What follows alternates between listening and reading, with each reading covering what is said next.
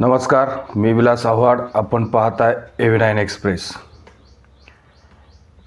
मित्रांनो, आजकाल उभाटा सेनेचे प्रमुख उद्धव ठाकरे चिडखोर झालेत. टोमणे, घाणघाण शिव्या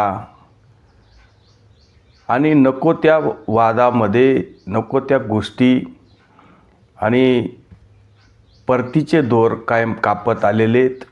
आपण हे सगळं त्यांचं वर्णन कित्येक वेळा मांडलं आहे की राजकारणामध्ये इतक्या टोकाच्या टीका टिप्पण्या करायच्या नसतात, पण उद्धव ठाकरेंनी या सगळ्या मर्यादा तोडलेल्या आहेत. मग अगदी देशाचे पंतप्रधान असो किंवा देशाचे गृहमंत्री असो, यांच्यावर पातळी सोडून जी काही उद्धव ठाकरे नेहमी टीका करत असतात, त्यामुळं ठाकरेंचं स्वतःचं तर नुकसान होतच असतं. पण उद्धव ठाकरे ज्या पक्षाचं नेतृत्व करतात, जो पक्ष बाळासाहेब ठाकरेंनी त्याची स्थापना केली होती, बाळासाहेब ठाकरे हे एक कडवे कट्टर हिंदू आणि हिंदुत्वाची एक ओळख म्हणून बाळासाहेबांचा विचार सुरुवातीला महाराष्ट्राने घेतला. नंतर अखंड हिंदुस्थानमध्ये बाळासाहेबांचे हिंदुत्वाचे विचार पसरले आणि आजही बाळासाहेबांसारखं इतकं कट्टर हिंदुत्व मानणारं, बोलणारं, स्वीकारणारं, जगणारा माणूस आज भारतीय जनता पार्टीत सुद्धा नाही आहे. बाळासाहेब ठाकरे एखादी गोष्ट बोलली तर ते मागंसुद्धा येत नव्हते. अनेक वेळा बाळासाहेब ठाकरेसुद्धा वादग्रस्त विधानं बोलायचे, पण त्या विधानावर ते ठाम राहायचे. अशा प्रकारचं कडवं हिंदुत्व आणि त्यांचे विचार असलेले जे काही बाळासाहेब ठाकरे आणि त्यांचे हे सुपुत्र उद्धव ठाकरे यांना अनेक वेळा अशा प्रकारचं हिंदुत्व किंवा दाखवण्याची किंवा आपण अतिशय बाळासाहेबांचे जे काही आपण वारसदार आहे, तर आपल्याला सुद्धा संधी होती की आपण पण बाळासाहेबांच्या या सगळ्या विचारांच्या पावलावर पाऊल ठेवून ज्या पद्धतीने बाळासाहेबांनी आपल्याकडं शिवसेना सोपवली आणि मग या शिवसेनेचा विस्तार पुढे कसा करायचा किंवा ही शिवसेना बाळासाहेबांच्या विचाराने पुढे कशी चालवायची, हे सगळी संधी अनेक वेळा येऊनसुद्धा उद्धव ठाकरेंनी ती गमावली, लाथाडली. आता खरं तर ह्या 2019चा हा प्रसंग तुम्हाला सांगून आम्हालासुद्धा कंटाळा आला आहे. कारण बाळासाहेबांचे विचार हे काँग्रेसबरोबर जाण्याचे नव्हतेच. शरद पवारांबरोबर त्यांचं प्रेम होतं, सगळं होतं, इथपर्यंत ठीक होतं. शरद पवार मातोश्रीवर यायचे, गप्पा गोष्टी व्हायच्या, फोटो सेशन व्हायचं, सगळं व्हायचं. पण शरद पवारांवर बाळासाहेब ठाकरे कडाडून टीका करायचे. बाळासाहेब ठाकरे शरद पवारांचं जे नाही ते नाव त्यांनी टीकेमध्ये ठेवलं होतं. मग अगदी साखरेचं पोतं, या अशा प्रकारच्या टीकासुद्धा शरद पवारांवर बाळासाहेब ठाकरे करायचे आणि बाळासाहेब ठाकरेंवर पण शरद पवार शलक्या शब्दात टीका करायचे. पण त्यांनी अशा प्रकारची युती किंवा आघाडी करण्याचा कधीही बाळासाहेबांच्या समोर शरद पवारांनी प्रस्ताव ठेवला नाही आणि त्यांची तशी ती ठेवण्याची हिंमत पण झाली नाही. कारण बाळासाहेबांनी असे कुठलेही विचार तर मान्य केलेच नसते, पण असलेली दोस्ती पण बाळासाहेबांनी त्यावेळेस शरद पवारांशी तोडली असती. त्याच्यामुळं शरद पवारांनी अशा प्रकारचं कुठेही पाऊल उचललं नाही. आता मग 2019मध्ये युतीचं बहुमत आलं होतं. देवेंद्र फडणवीसांना बाजूला ठेवायचं होतं. शरद पवारांनी, संजय राऊतांनी देवेंद्र फडणवीसांना बाजूला ठेवण्यासाठी उद्धव ठाकरेंना सत्तेचं आश्वासन दिलं, सत्ता मुख्यमंत्री तुम्ही व्हा, बाकीचे आम्ही सांभाळतो. हे सगळं करून झाल्यावर ज्या पद्धतीने उद्धव ठाकरेंनी राज्याचा कारभार केला, खरं तर ज्या काँग्रेसबरोबर किंवा काँग्रेसचं हे सर्व धर्म समभाव आणि शिवसेनेचं हिंदुत्व या सगळ्या गोष्टी कुठंतरी मॅच होत नव्हत्या. या सगळ्या गोष्टी अनेक वेळा, समजा तुम्ही सरकार चालवतायत, मुख्यमंत्री आहे तुम्ही, 3 पक्षाचं सरकार आहे आणि कुठंतरी असं वाटतं की आपल्या विचाराच्या लोकांवर अन्याय होतोय, तर त्यावेळेस आपण ही सगळी सरकारची लाईन सोडून आपल्या हिंदुत्वाच्या विचाराच्या बाबतीत ज्या गोष्टी बोलायला पाहिजे त्या गोष्टी आपण बोलल्या नाही. समजा नवनीत राणांनी हनुमान चालिसाचा प्रश्न उपस्थित केला होता की मी मातोश्रीसमोर येऊन हनुमानाचे आम्ही पठण करणारे, म्हणणारे, बोलणारे. याच्यावरून उद्धव ठाकरेंना इतकी चीड येण्याचं काय कारण होतं? उद्धव ठाकरेंना असं तर काही हनुमान चालिसाचं वावडे असं कुठं आपण वाचलेलं नाही. पण या गोष्टीचं इतकं मोठं भांडवल केलं की नवनीत राणा मुंबईमध्ये आल्या, मुंबईमध्ये त्यांच्या राहत्या घरीच त्यांना आणि त्यांच्या नवऱ्याला अटक केली. 15 दिवस अक्षरशः ह्या लोकांना जेलमध्ये ठेवलं. हे फार मोठं अपयश आहे उद्धव ठाकरेंचं. म्हणजे नसता या सगळ्या गोष्टीची आफत. तुम्ही हिंदू विरोधी आहेत का? हनुमान चालिसा म्हटल्याने, मातोश्रीवर म्हटल्याने काय तुमचं बिघडलं असतं? उलट तुम्ही त्यामध्ये सामील झाले असते तर लोकांनी तुमची वाहवा केली असती. पण तुम्हाला ही संधीसुद्धा घेता आली नाही. शिवाय बॉलिवूडची अभिनेत्री कंगना रानौत एक राष्ट्रभक्त आहे, देशभक्त आहे. देशाबद्दल तिला जबरदस्त आकर्षण आहे, जबरदस्त प्रेम आहे. कायम देशाच्या बद्दलचं भक्तीचं ती बोलत असते. तिचा कुठं कोणता पक्ष होता की तिनं कुठे कोणत्या पक्षामध्ये प्रवेश केला होता? राष्ट्राबद्दल कोणीही बोलू शकतं. प्रत्येक माणूस राष्ट्राबद्दल प्रेम दाखवू शकतं. आणि जर POK किंवा मुंबईची अशा प्रकारचं जे तुम्हाला असं वाटलं की तिने काही तुलना केली, तर POK काही पाकिस्तानचा भाग आहे का? POK सुद्धा भारताचा एक अभिन्न अंग आहे आणि तो कधीतरी भारतामध्ये परत येणार आहे आणि ते परत आणण्याचं कामसुद्धा नरेंद्र मोदी करणार आहे. या सगळ्या गोष्टी अशा खूप लाईटली घ्यायला पाहिजे, त्या लाईटली घेतल्या नाही. आणि उद्धव ठाकरेंनी त्यांना दंडित करण्यासाठी किंवा साध्या कंगना राणावतला अपमानित करण्यासाठी संजय राऊतांनी तिला अक्षरशः हरामखोर म्हटलं. आणि संजय राऊतांनी महानगरपालिकेकडून अक्षरशः मोठी कारवाई, म्हणजे त्यांचं करोडो रुपयाचं ऑफिस घर तोडलं. हा शाप आहे अक्षरशः. हा तुम्ही ज्या विचाराने बाळासाहेब ठाकरेंनी हिंदुत्व आणि हिंदुत्वाची ही इतकी मोठी संघटना बांधली होती, हा शाप उद्धव ठाकरेंच्या या सगळ्या पक्षाला लागला, उद्धव ठाकरेंना लागला. आता साधूंची हत्या तुमच्या सरकारच्या कार्यकाळात पालघरला झाली, मुख्यमंत्री होते. इतका मोठा इश्यू झाला, इतका मोठा निष्पाप साधूंची हत्या झाली. कुठले पावलं उचलले उद्धव ठाकरेंनी? कोणता असा बोल्ड निर्णय घेतला की त्याच्यामध्ये हिंदुत्व आपलं सिद्ध केलं? कुठलाच निर्णय घेतला नाही. कुठेही लवकर असं म्हटलं नाही की CBI लावतोय, आरोपी पकडले, दुनिया झाली, अमकं झाले. वरून येऊन उद्धव ठाकरे लोकांना ज्ञान पाजळत होते की याच्यात राजकारण करू नका, त्याच्यात राजकारण करू नका.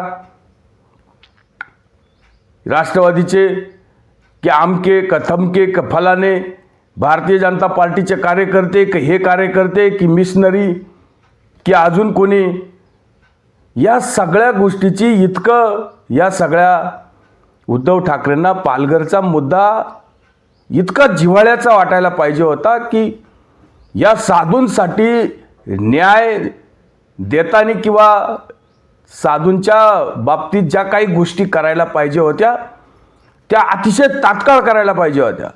लगेच दुसऱ्या मिनिटाला किंवा त्या 2 तासाच्या मध्ये पत्रकार परिषद जेव्हा आपण घेतली तर ती पत्रकार परिषद उशिरात तर घेतलीच, पण त्याने तुम्हाला जर हिंदुत्व टिकवायचे, तुमच्या अतिशय जिव्हाळ्याचा प्रश्न आहे, साधूंची हत्या झाली, CBI लावून टाका. तुम्हाला महाराष्ट्रामध्ये CBI आल्याने काय बिघडलं असतं? पण नाही, आमचा युगो दुखावला. आम्ही CBIला इथं एंट्री देणार नाही. अगदी विधानसभेमध्येच हे करून टाकला, कायदा करून टाकला का महाराष्ट्रामध्ये CBIला एंट्री नाही. आगरच्या या साधूंच्या बाबतीत जे काही अतिशय मोठं हत्याकांड झालं त्यावेळेस लवकर निर्णय घेतला असता तर ते जे काही आरोपी आहे आणि मुख्य सूत्रधार, मुख्य गुन्हेगार आजपर्यंत जे सापडले नाही ते सापडले असते आणि साधूंना न्याय मिळाला असता. पण याची सुद्धा संधी उद्धव ठाकरेंनी गमावली. आता उद्धव ठाकरे नेहमी संध्या गमवत असतात. राम मंदिराच्या बाबतीत इतका मोठा इश्यू, बाबरी मशीद पाडली आणि बाबरी मशीद पाडल्याच्या नंतर बाळासाहेब ठाकरेंनी असं म्हटलं होतं की जर माझ्या शिवसैनिकांनी बाबरी मशीद पाडली असेल ते मला गर्व आहे आणि त्या विधानावर ते कायम ठाम राहिले. ते व्हावं, या देशात व्हावं, हा त्यांना नेहमी आनंदाचा विषय वाटायचा. किंवा राम मंदिराच्या बाबतीत त्यांचा अगदी जिव्हाळ्याचा प्रश्न होता बाळासाहेब ठाकरेंचा. निमंत्रण येऊन सुद्धा उद्धव ठाकरे गेले नाही. वरून दुनियादारीचं महिनाभर अगोदरच मोदी असं करतील, मोदी तसं करतील, रेल्वे कदाचित लोक इतके लोक बोलवतील, मग अशा दंगली होतील, तशा दंगली होतील, मग याचा फायदा नरेंद्र मोदींना होईल. राम मंदिर हा विषय आपल्या जिव्हाळ्याचा आहे, बाळासाहेब ठाकरेंच्या जिव्हाळ्याचा आहे, हा सुद्धा समजला नाही. त्याच्याबद्दलचं सुद्धा वाईट बोलून झालं, सगळी दुनिया बोलून झाली, पुलवामाच्या बाबतीत बोलून झाली, सैनिकांना अक्षरशः शिव्या दिल्यासारखे. जर पुलवामाचा अटॅक नरेंद्र मोदींनी घडवला, 40 लोक शहीद झाले, 40 सैनिक, आणि पाकिस्तानला क्लीन चिट आपण द्यायची आहे, तेव्हा किती संध्या हिंदुत्व गमावल्याच्या या सगळ्या गोष्टीचं कारण म्हणजे बाळासाहेब ठाकरेंचं हिंदुत्व उद्धव ठाकरेंना जोपासता आलं नाही. आणि आता जी काही गोष्ट आहे की जेव्हा हा रणदीप हुड्डांचा सावरकर चित्रपट आपल्याकडं प्रदर्शित झाला आणि तो पाहण्यासाठी देवेंद्र फडणवीस गेले होते आणि देवेंद्र फडणवीसांनी नंतर हा चित्रपट काही वेळ पाहिल्यानंतर जी काही बाईट दिली आणि त्याच्यामध्ये त्यांनी असं म्हटलं की राहुल गांधींनी हा चित्रपट पाहावा, आम्ही राहुल गांधींना अख्खं थिएटर बुक करून देतो.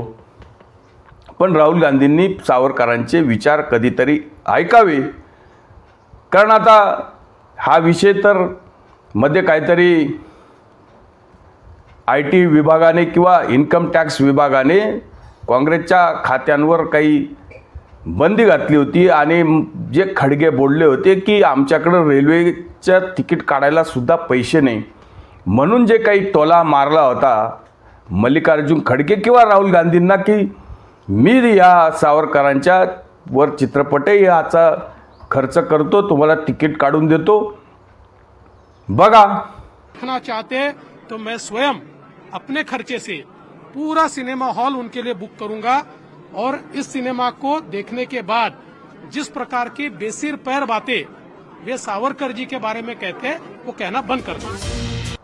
आता याच्यामध्ये या वादामध्ये तसं पाहिलं तर उद्धव ठाकरेंना पडण्याची गरज होती का?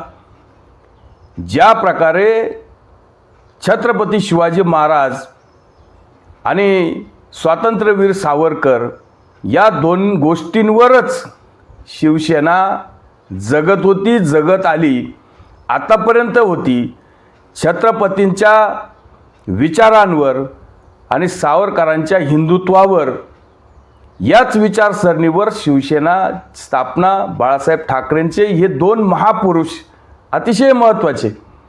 आता तुम्हाला सावरकरांच्या चित्रपटाची किंवा सावरकरांच्या नावाची ॲलर्जी का? खरं तर फडणवीसांनी राहुल गांधींना किंवा मल्लिकार्जुन खडगेंना हात टोला मारला होता. तुम्हाला त्याच्यामध्ये तोंड घालायची गरज काय? तुम्हाला त्याच्यामध्ये उतरायची गरज काय? तुम्ही लगेच असं म्हटलंय. फडणवीसांचं पूर्ण जाण्या येण्याचा खर्च करतो, हॉटेलचा खर्च करतो. त्यांनी मणिपूरमध्ये जाऊन यावं आणि लडाखमध्ये जाऊन यावं. मी खर्च करायला तयार आहे. देवेंद्र फडणवीसांनी लडाखमध्ये जावं. त्याच्यानंतर दार्जिलिंगमध्ये तो नीरज झिंबा म्हणून आहे, त्यांना दिलेली वचनं कशी मोडली त्यांना जाऊन भेटावं. अरुणाचलमध्ये जाऊन यावं. देवेंद्र फडणवीसांचा जाण्या येण्याचा राहण्याचा खर्च मी करायला तयार आहे. उलट तुम्ही त्याचं स्वागत करायला पाहिजे होतं. तुम्हाला ते तर जमलं नाही, तर तुम्ही फडणवीसांना सांगितलं की फडणवीसांचं आम्ही तिकीट काढून देतो, मणिपूरला जाऊन या, लडाखला जाऊन या. सावरकर काय BJPचे? सावरकर काय BJPच्या मालकीचे? सावरकरांच्या जीवावर बाळासाहेब ठाकरेंनी हिंदुत्वाची स्थापना केली, शिवसेनेची स्थापना केली. सावरकर हे शिवसेनेचे सुद्धा महापुरुष आहे. आजही आहे, उद्या राहतील. तुम्ही ते सोडले.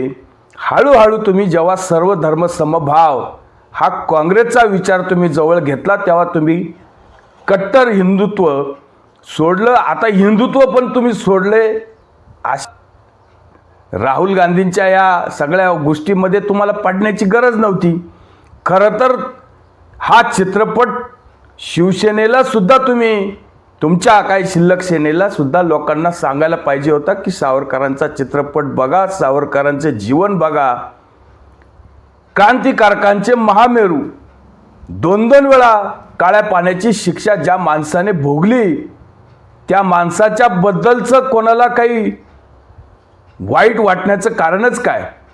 आता रणदीप हुड्डा यांनी आपली अक्षरशः संपत्ती विकून, जमीन जागा घर असेल, हा चित्रपट कोणी प्रदर्शित करत नव्हते, प्रकाशित करत नव्हते, बनवत नव्हते.